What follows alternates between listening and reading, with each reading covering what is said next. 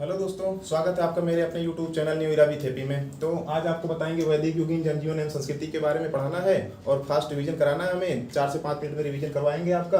तो आइए जानते हैं वैदिक युग के बारे में।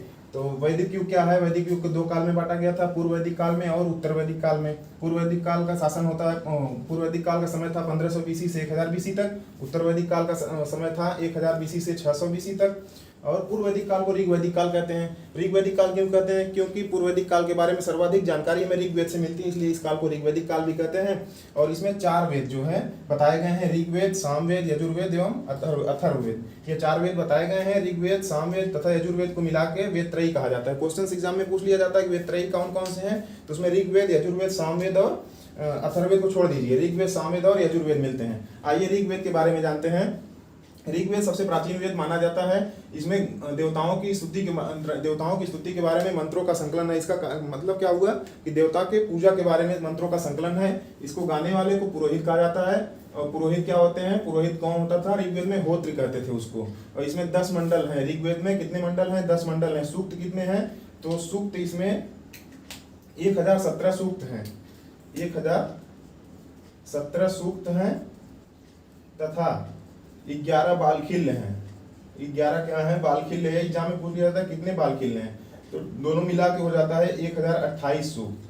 ठीक है, 1028 सूक्त है। ऋग्वेद की एक शाखा जो है साकल शाखा, इसको कहते हैं साकल शाखा। ये आज भी वर्तमान में उपलब्ध मिलती है। ठीक है, और ऋग्वेद में पत्नी को जायदस्तम कहते हैं। जायदस्तम कहते थे। जायदस्तम, पत्नी को क्या कहते थे? जायदस्तम। इसमें टोटल 10,552 मंत्रों की उल्लेख किया गया है। कितने मंत्र किए गए हैं? 10,552 मंत्र।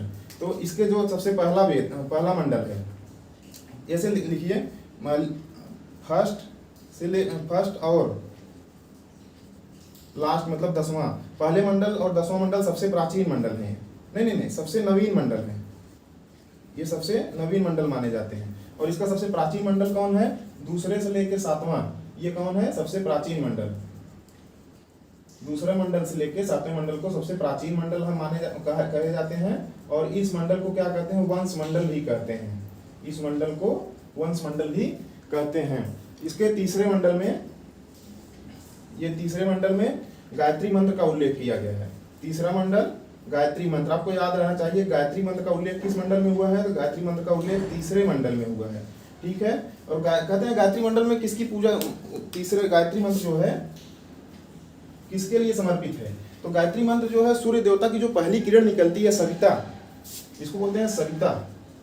तो इनके लिए है। अगर एग्जाम में दे देता है, सभी लोग गलत करके चले आते हैं। तो सविता के लिए गाई जाती है गायत्री मंत्र।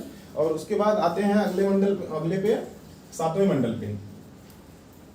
7वें मंडल में दासराग युद्ध के बारे में बताया गया है। दासराग युद्ध का वर्णन है।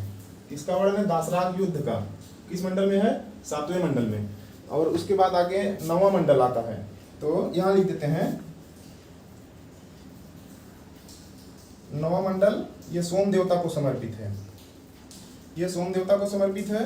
और 10वां मंडल जो है, 10वां मंडल में पुरुष सूक्त की बात की गई है। पुरुष सूक्त का वर्णन मिलता है।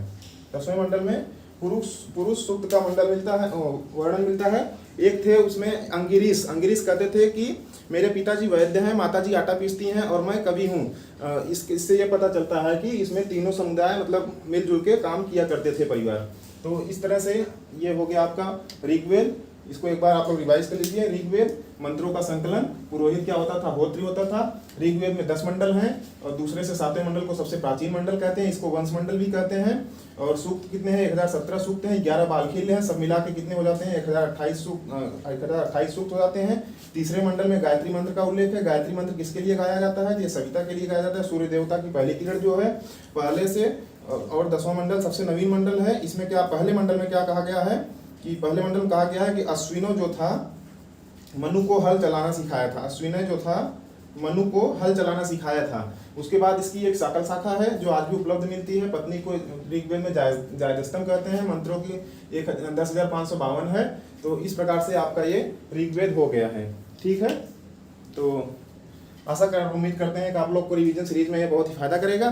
तो इससे आप लोग पढ़िए और अपनी तैयारी स्टार्ट बनाइए और आगे जो है पेट का एग्जाम है उसमें अच्छा से स्कोर करिए। अगर आप लोग को मेरा ये वीडियो पसंद आता है तो लाइक शेयर सब्सक्राइब करिए, फिर आगे से हम चैनल को सीरीज को आगे बढ़ाएंगे। धन्यवाद।